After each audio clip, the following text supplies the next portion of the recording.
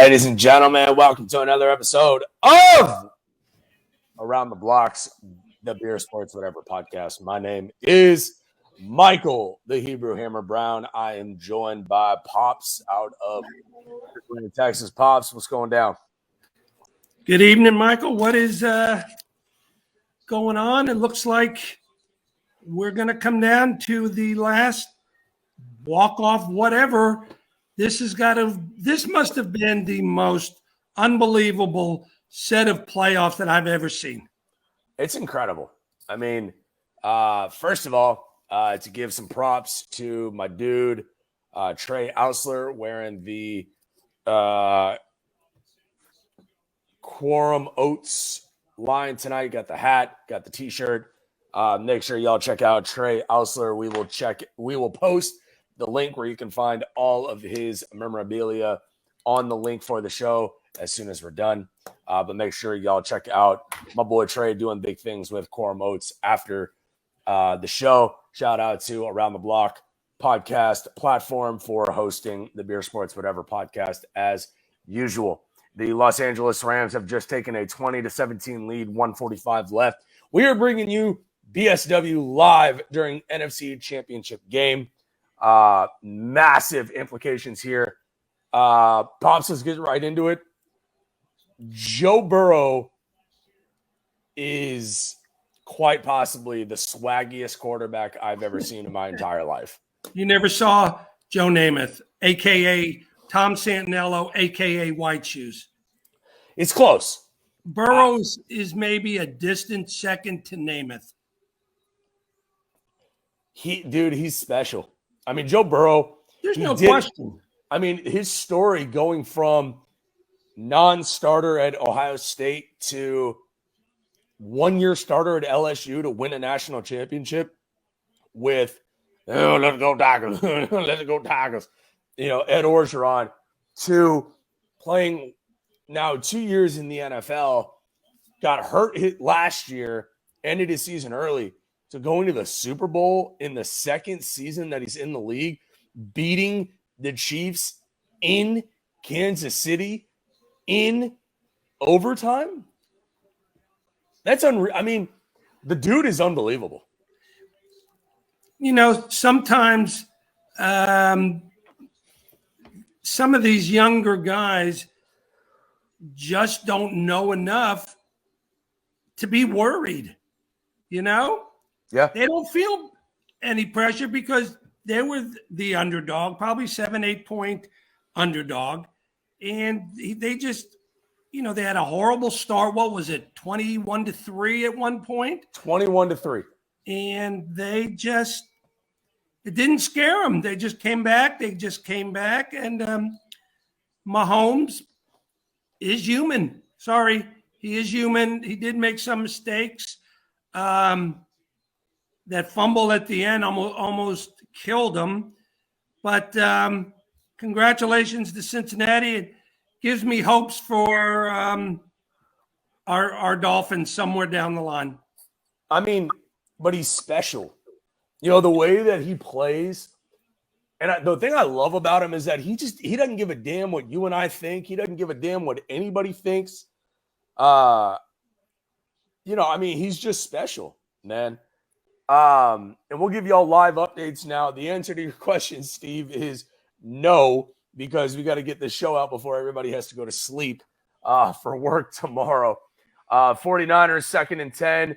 Jimmy Garoppolo with another terrible pass because he sucks.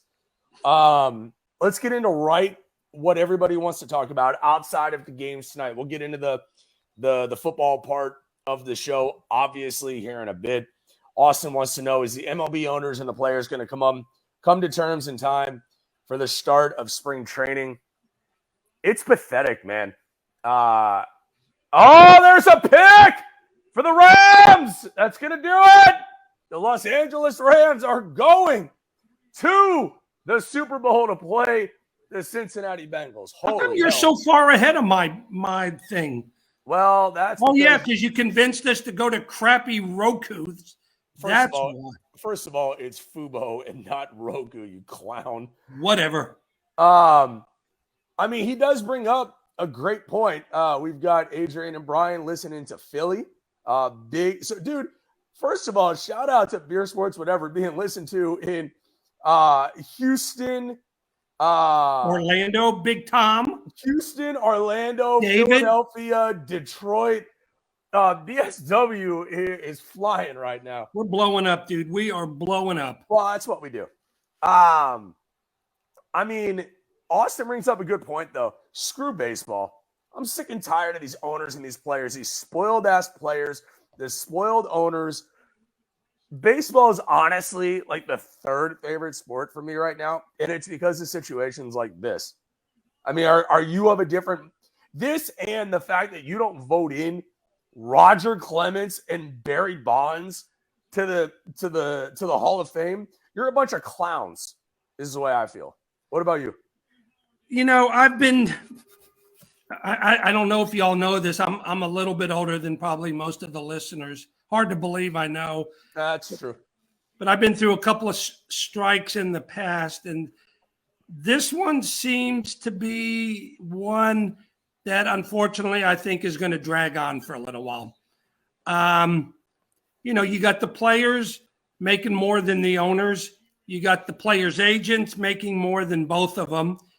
And it's a pissing contest right now. And I don't see an end in sight. And I know, sorry, Austin, I just don't see it. This is a joke, though, man. I mean, it is. That's what it is. This whole thing is a joke.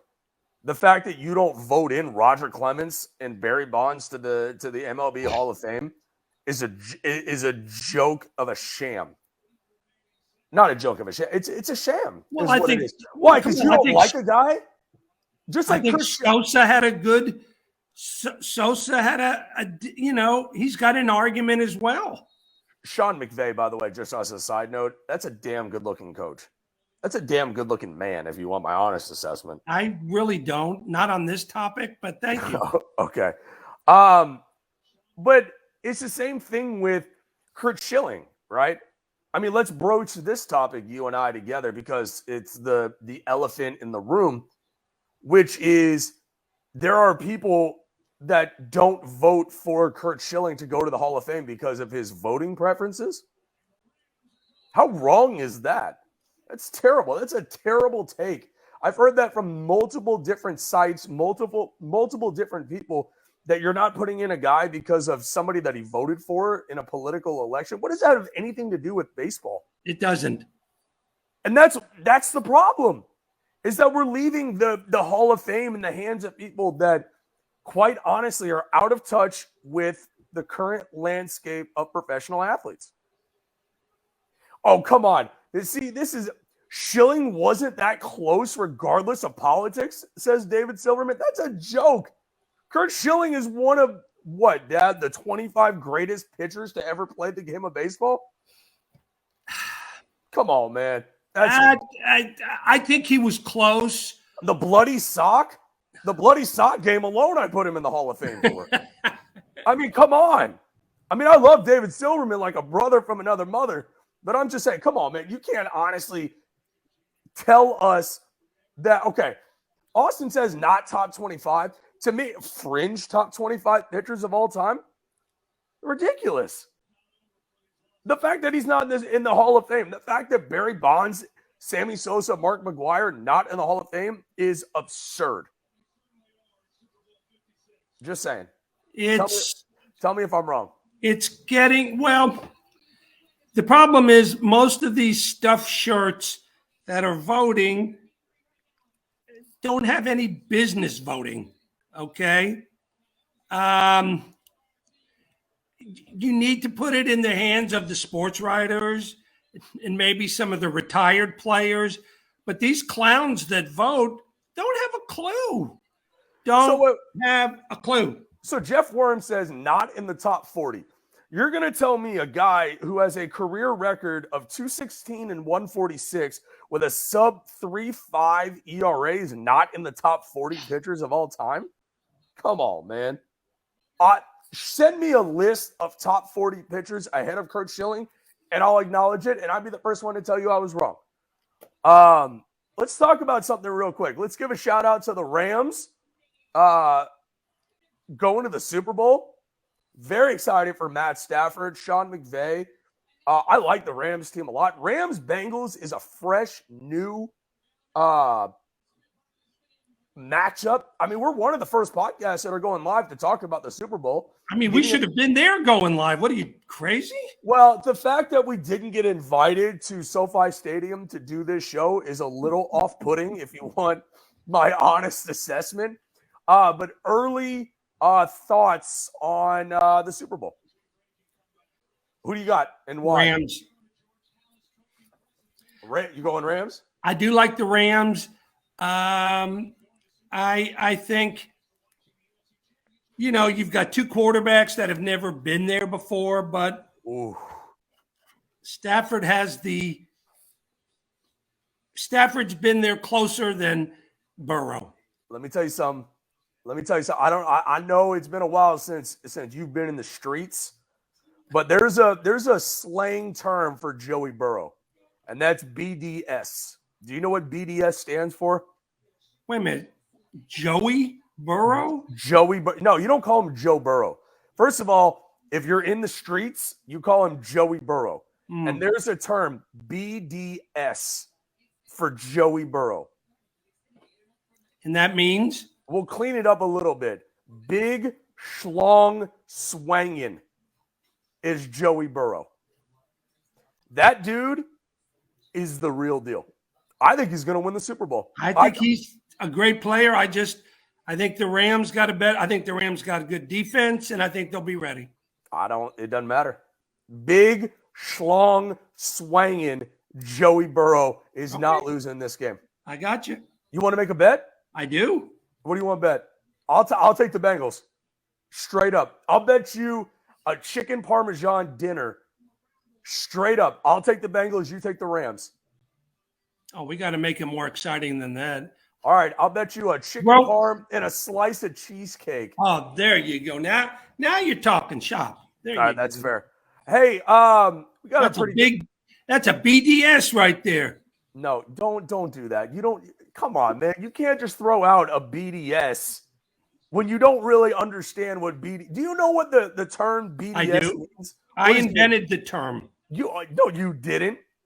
You think that term has been around for a long, long time? Big schlong swangin'. That's right. Okay.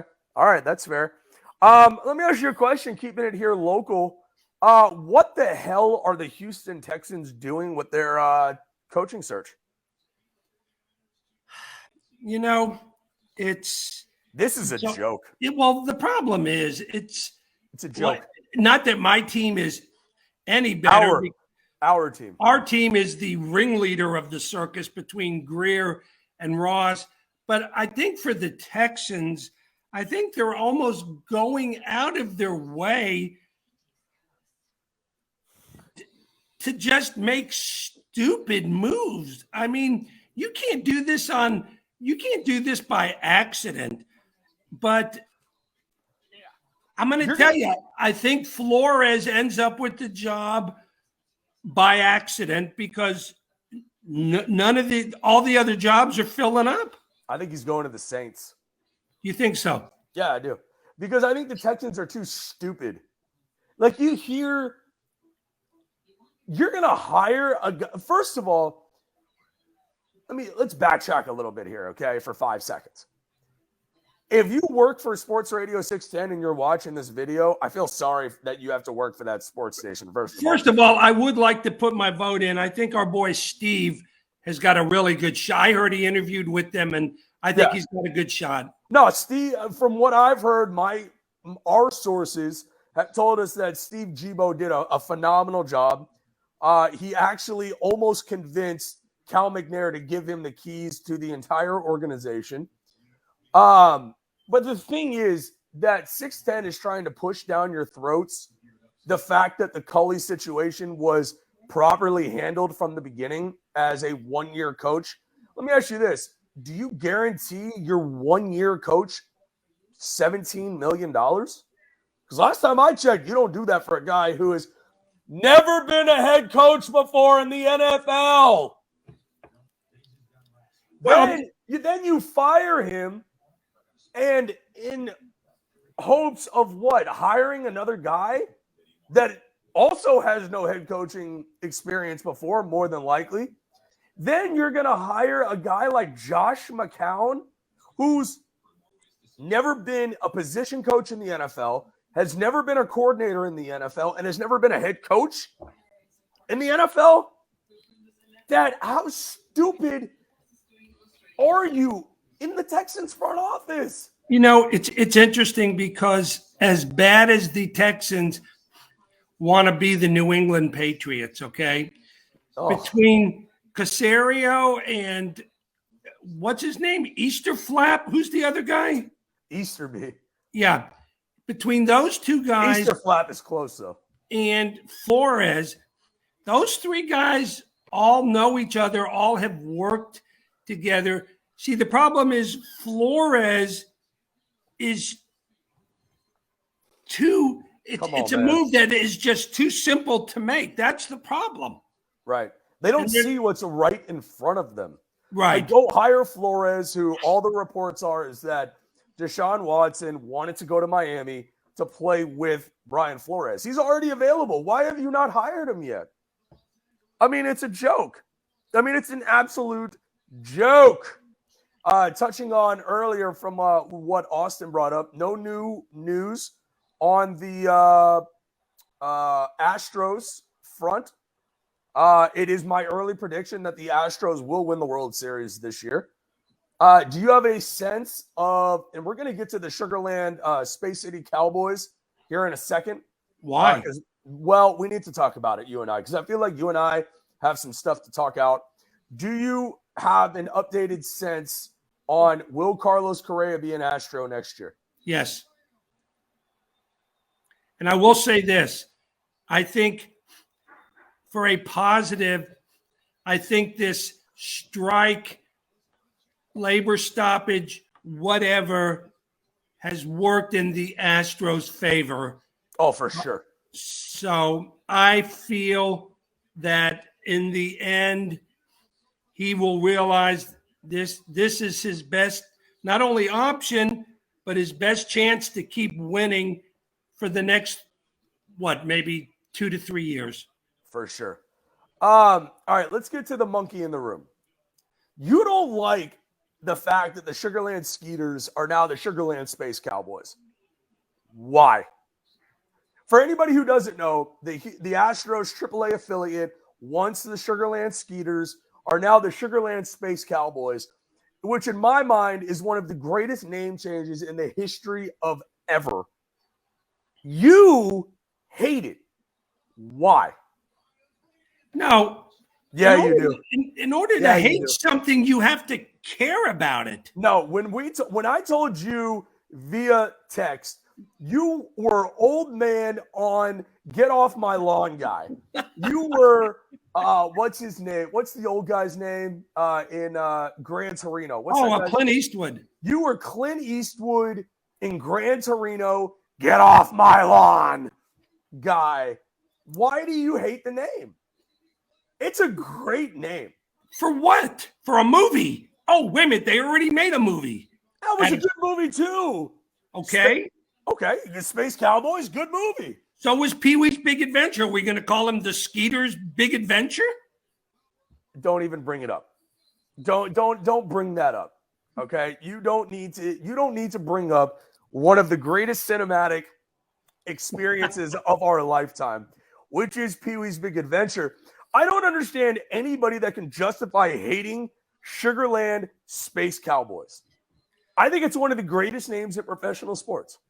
I do have a question, though. A one Mr. Worm was kind of wondering about your karaoke singing last night. He says no. Let's not get into that. Gilbert Gottfried and William Hung. Okay. First of all, wasn't Gilbert Gottfried the voice of the Iago from Aladdin? Hey, what are we doing here? Is it that guy? Yeah, I like that guy. Okay. First of all, that performance, I had women throwing their undergarments towards the stage in bunches during That's that. because they were so sick to their stomach, they soiled them from laughing. No, that first of all, that is not true. Okay, that is so far beyond the realm of truth that let's get back to the only thing that I hate about the Sugarland Space Cowboys is the mascot, which looks like a combination of like a blue Martian and one of your dogs. Like it's a terrible look. The mascot is awful, but everything else is awesome. I feel like I almost want to become a season ticket holder. I'm sure you could get them. No, see, you're negative. You have a negative. I'll go with you. I'll go with you. No, I don't want you to go with me. I'll buy you a hat. Well, the fitted or the snapback? Your choice. No, that's fair. Yeah, I mean, Carrie points out it's a dog. I mean, I get it, but like they had the ability here to. And Austin, if you go get a hat tomorrow, let me know and I'll Venmo you. They had a chance of. Can you imagine if they would have brought out like a replica of Woody from Toy Story and dressed him in the Space Cowboy like baseball outfit with the hat, and then he could have a string on the back that you pull it and you say, "There's a snake in my boot." Well, if you're going to go with that'd be great. If you're going to go with the circus Space Cowboys, you should get Buzz as your mascot. Well, no, that doesn't make any sense. They're not the Sugarland Buzz Lightyears. They're the Sugarland Space Cowboys. Right. Props to the Astros. This is one of the greatest things they have ever done in their entire organization. Besides the fact that it is 8:53 p.m. Central Standard Time, it's an appropriate time to note that OU still sucks, and the Astros will and forever be your 2017 World Series champions. Mazel tov to you. Okay. Thank you. Well, you don't even know what I'm going to congratulate you on yet. You're being your dad. Tom Brady, it looks like, has officially retired from football. And I don't know why you decided to have kids at the time that you did, but do you realize that my entire life basically has been destroyed and assaulted by Tom Brady because you decided to be a Miami Dolphins fan? You decided to force that upon your child. You made the decision to be from where you are from and force that upon your children. How does that feel? I don't feel it was forced because it was forced. It was 100% forced. Jessica's not a big Dolphins fan. Jessica barely cares about sports to begin with. So you're batting. You knew one of your kids was going to have to care about the team that you cared about. You forced that team on your firstborn, and now it's terrible. Congrats. 22 years of heartache because you decided to be a Dolphins fan. Yeah, I got it. And think about poor cousin David. How many years of heartache has he had as a Lions fan? Don't bring him into this. Why? Because we're having an open and honest conversation about the fact that you came into my room when I was 12 years old and said you can either be a Texans fan or a Dolphins fan. I don't remember that conversation at all. Oh, I remember that very vividly when the Texans came to town. It was either Texans or Dolphins. It's like choosing between a Heath bar and a Hershey bar with almonds. They suck both equally. No, don't do that. Don't do that.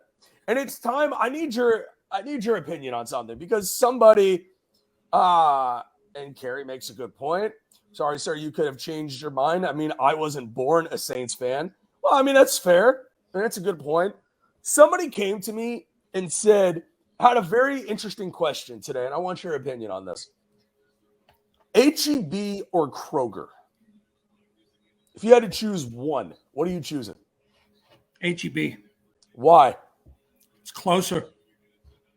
I'm going Kroger. If I had to choose between the two. And Kroger doesn't really take coupons. HEB does. Okay. Use this in context. They don't take your coupons that you try and pass off that are 9 months late look, I once witnessed you trying to save. I was busy. I was busy at that time. I once witnessed you trying to save 37 cents on a 6-pack of bananas with a coupon that was 9 months old. Things happen, COVID, and I think I was out of town, and Just saying, man. Wait, somebody didn't lose any money. Somebody asked me that today, and I'm like, you know what? It's Kroger for me. Dude, I'm Team Kroger. I don't like the fact that when you go to HEB, it's like you have to carve out half of your afternoon to park. Then you walk in, and they try to be something that they're not. They have all these, like, electronics. They've got all the, you know what? And Ryan brings up the fact that the samples, right? There's nothing worse than a Karen at an HEB going to the deli counter asking for 4 different types of cheese that she wants to try. First of all, it's 2022. It's American cheese. It doesn't matter what brand it's from. It's going to taste like American cheese. Period. End of story. Caught one of those the other day. It's just terrible. Well, it's worse at Team Kroger. When people go to Baskin Robbins and they want to have little samples of 4 or 5 different flavors. When was the last time you were in a Baskin Robbins? That's a good question. Yeah. Where do you go for your ice cream? Oh, wait. I know the answer to this. You like to go to Dairy Queen, and you like to get no matter what time of the year, can I get a hot fudge sundae with extra hot fudge and extra nuts? And then you like to giggle because you said extra nuts, and then it makes the lady laugh every single time. That is so true. No. I swear to God, that is so true. And then you start laughing, and then and then we all start laughing because you're sitting there and you like to use your goofy little laugh. Actually, I'll tell you this. Yes. Publix is the best grocery in the world. No, but I'm over HEB. I'm 100% over HEB. All right, so outside of a hot fudge sundae, what do you get at Dairy Queen? What's your go-to at Dairy Queen? Besides a hot fudge sundae? Yeah. Probably one of those, probably a Blizzard. What do you get in it? Heath bar. You're disgusting. You're a liar. Don't you lie to me. You know what? Don't you lie to the millions of people that are listening to this show. You do not get a Heath bar Blizzard. Look, because there's no way that is. First of all, it shouldn't even be an option. First of all, Carrie Smith says Dairy Queen rules, first of all, okay? Yes. Second of all, Austin said Oreo Blizzard. So I'm right on both ends. No, but you don't get a Heath bar Blizzard. By the way. Well, that's not the only thing I get, though. Well, the thing is, I tried one Heath bar. I almost had to call my orthodontist to reset my Invisalign. I almost lost 3 teeth after trying to bite into a Heath bar.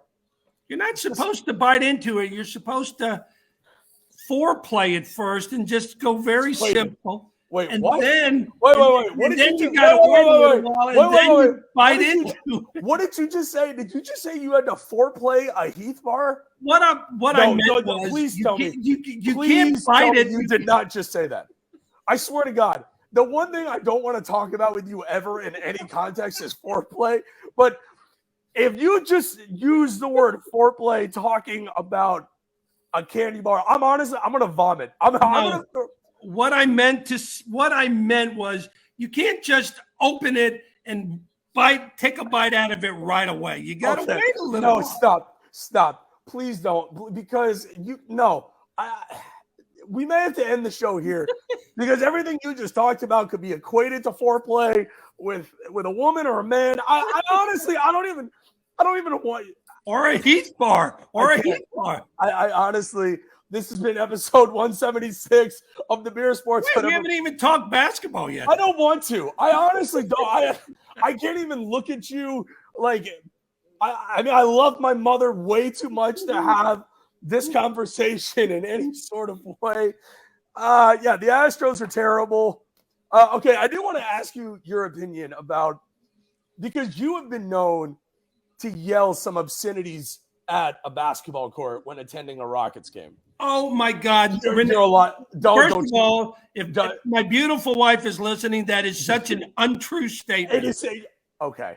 Do you really want to get into this? Because I can attest that there are times where your team has acted in such poor performance that you do the same thing when you're screaming at the basketball court, when you're dancing, where you bite your lip, and then you're in such anger and such angst that you yell something towards the court that cannot be I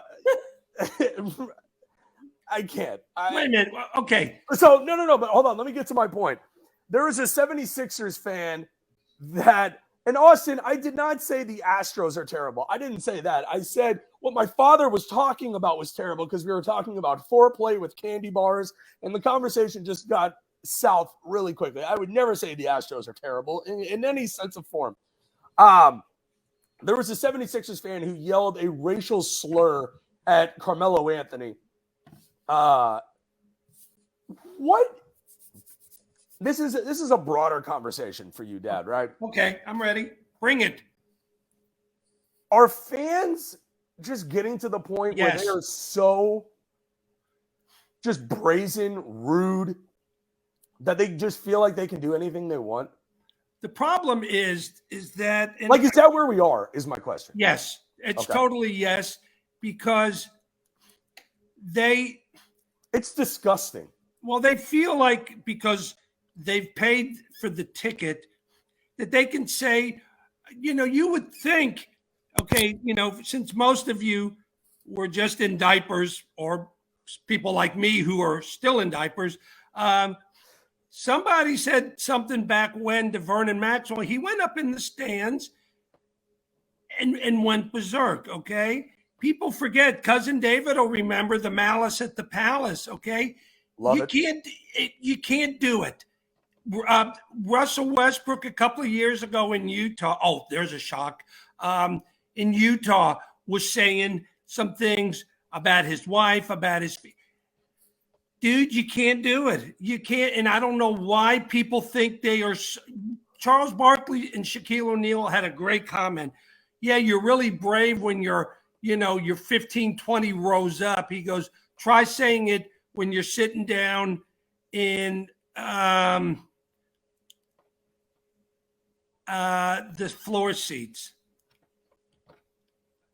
I'm going to tell you this. First of all, I think, and this is Steve, I'll tell you this right now. Steve went to Syracuse. Love Steve like a brother. Carmelo Anthony is one of the most overrated players to ever play in the history of the NBA, just like Tracy McGrady, just like Yao Ming. All those guys belong in the same category to me.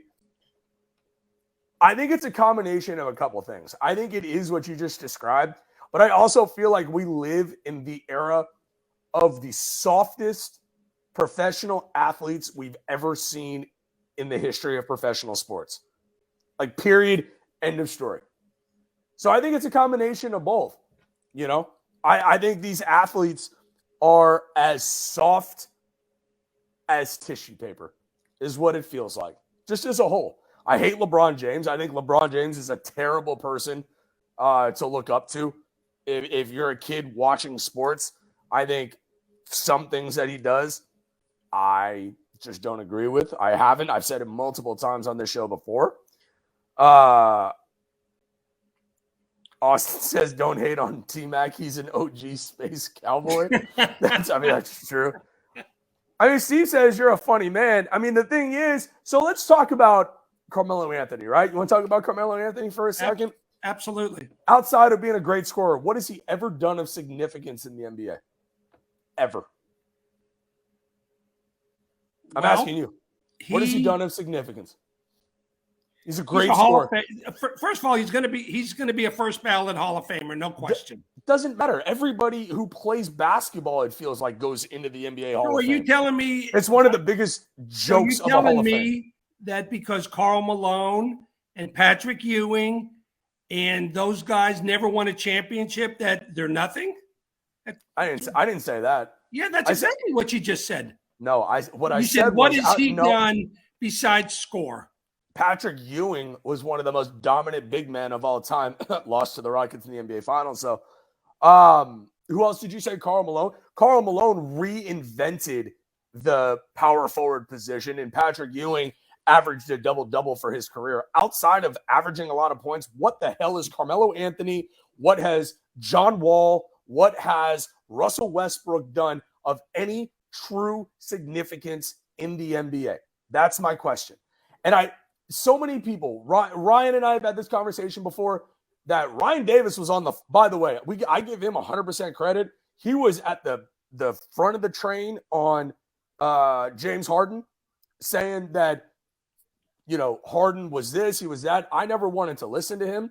He was 100% right. Ryan Davis called forefront it before it was even out there yet. Yes, sir. 100%. Kudos to Ryan. I'm not wrong on Wall, Westbrook, Melo. Those three guys, nice players, good players. I don't want them anywhere near my team. I don't want to touch them with a 35-foot pole. It's a different era, Guys like and Tracy McGrady, same way. Never liked him as a Rocket. Okay, so what do you think about McGrady's comment the other day that he never won a championship because he didn't have the pieces around him? Really? You had a 7'6" giant of a man that could never stay healthy. I give you credit. You had Ron Artest.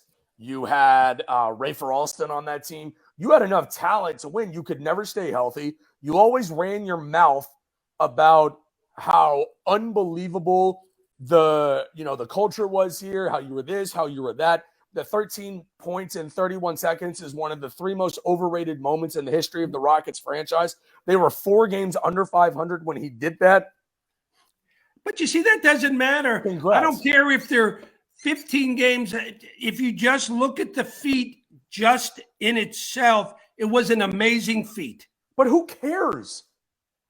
You're the one who taught me, and I'm appreciative of you for this. Who cares? If you're not winning anything of significance, what does it matter? Because it was fun to watch.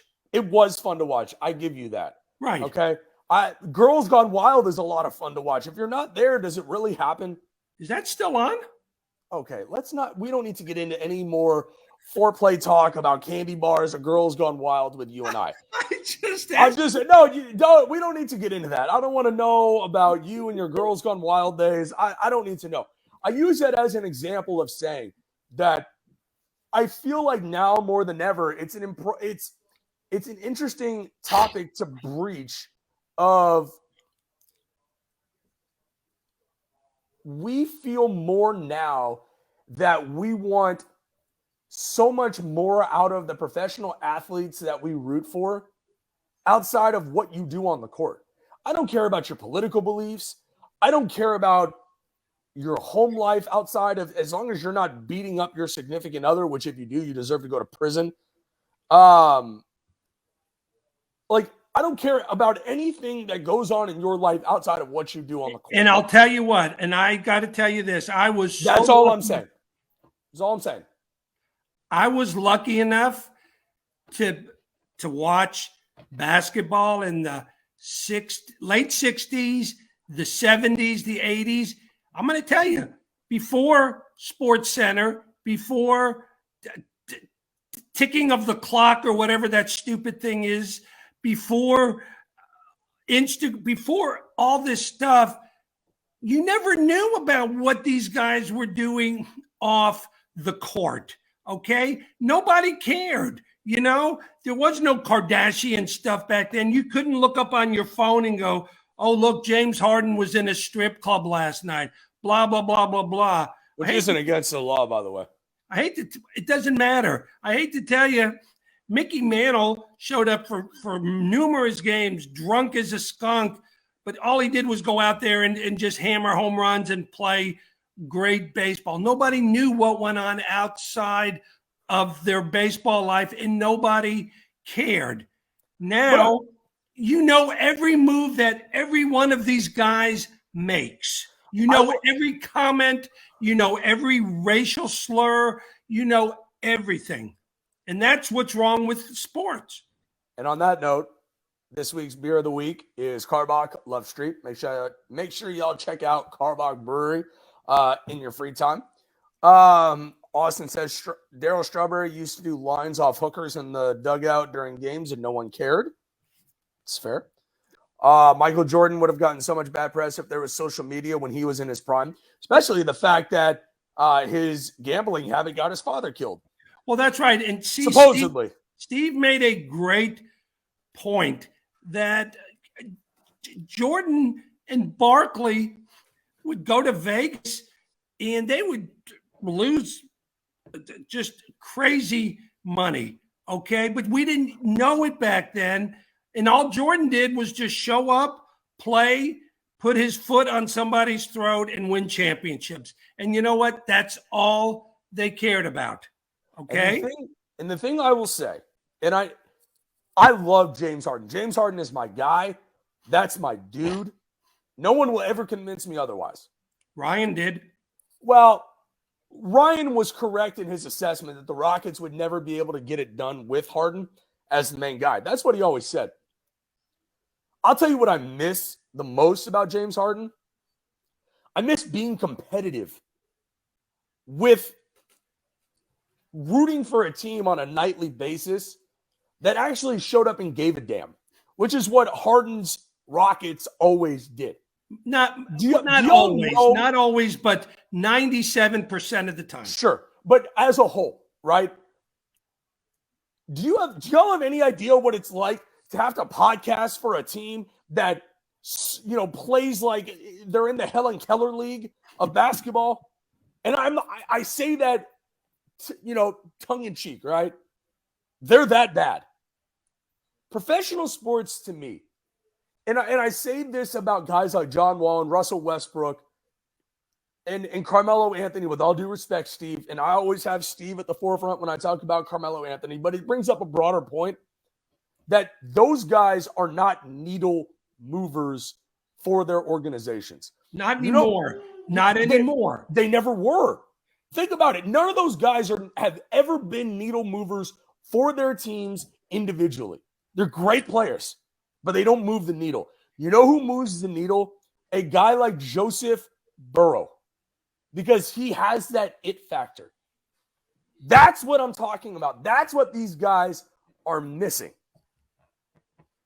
As much as I hate to say this, and when we get done, I'll probably go throw up in the bathroom, but I'm going to tell you who's got it, and Ryan was Steph Curry. Steph is a phenomenal basketball player. Giannis, same way. Giannis is a phenomenal talent. And what I look for, and I feel like you instilled this in me at a young age, and it rubs some people the wrong way when we talk about this, stuff like this. Nothing else matters to me besides the win-loss column. I don't care about anything else. Don't talk to me about draft. I swear to God, don't talk to me about draft picks, rebuild process. I don't give a flying pancake about any of those things.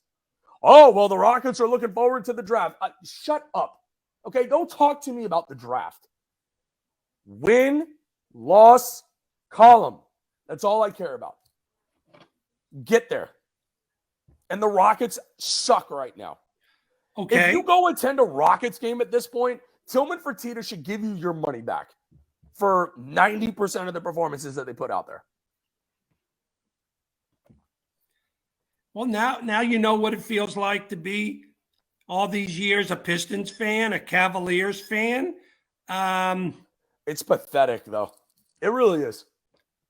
It's pathetic. Let me ask you this, because you're and we'll wrap up the show here in a minute. How many phone calls this year have you gotten from ticket office reps from the Rockets about wanting to renew your tickets? Just one. You got one call at the beginning of the year or recently?